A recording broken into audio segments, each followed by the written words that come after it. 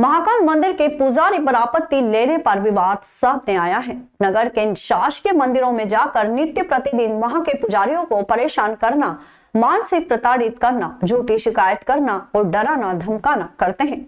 अखिल भारतीय पुजारी महासंघ के राष्ट्रीय अध्यक्ष महाकालेश्वर मंदिर के पुजारी महेश शर्मा ने आरोप लगाते हुए कहा कि सारिका गुरु और इसके पति जयराज चौबे ने नगर के कई मंदिरों में अवैध तरीके से पुजारी बनने के लिए आवेदन किए हैं। हाल ही में पता चला है कि सारिका गुरु और इसके पुत्र आचल ने पिछा मुक्त सेक्टर महादेव पर अपनी वास्तविक पहचान छुपाकर फर्जी तरीके से शासकीय पुजारी बनने का आवेदन किया है, क्योंकि सारिका गुरु ने अपने नाम के साथ पति का नाम छुपाकर अपने पिता का नाम लगाकर आवेदन किया है।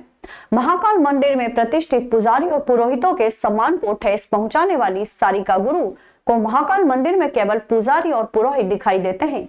महाअखाड़े के विनीत गिरी जी महाराज के पास ओंकारेश्वर नाग चंद्रेश्वर के पुजारी और महाकाल की भस्म छाड़ने का दायित्व है।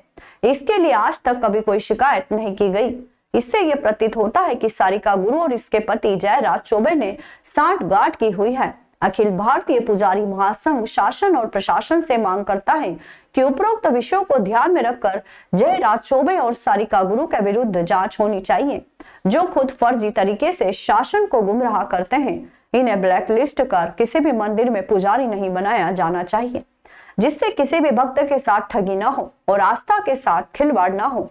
है शिकायत करने का, और ये पुजारियों की शिकायत करती रहती है। और उज्जैन के जितने भी नगर के मंदिर हैं, उन सभी मंदिरों में इसने मंदिर पुजारी बनने की नियुक्ति के आवेदन दे रखे हैं। जैसे आपका मंगलनाथ हुआ, आपका अंगारेश्वर हुआ, चंद्रादित्येश्वर हुआ, त्रिविष्टेश्वर हुआ, सपनेश्वर हुआ, और एक नदी के ऊपर एक और मंदिर है अपना पिशाच मुक्तेश्वर।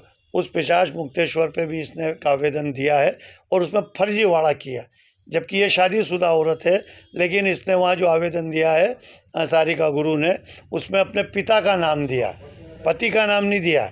और इसके पुत्र का भी इन्होंने वहाँ लगाया है, जिसमें इसने इसके पति का नाम दिया है। तो पहले तो ये बताए सरकार को कि इनका पति कहाँ है, ये विधवा है क्या, कि या ये सुहागन है। वो पुत्र का भी बताए कि उसके पिता कहाँ हैं और पिता का क्या नाम है।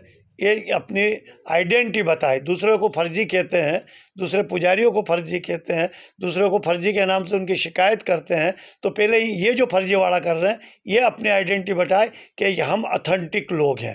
तो सरकार, बंदर समिति को, प्रशासन को अवगत हो सके, कलेक्टर साहब को अवगत हो सके कि ये स्थायी लोग हैं और ये फर्जी लोग हैं। नहीं तो ये स्वयं फर्जी है और फर्जीवाड़ा पूरे नगर में फैला रखा और कर रहे हैं। इस तरीके के इनका जो वातावरण है, इस पर रोक होनी चाहिए।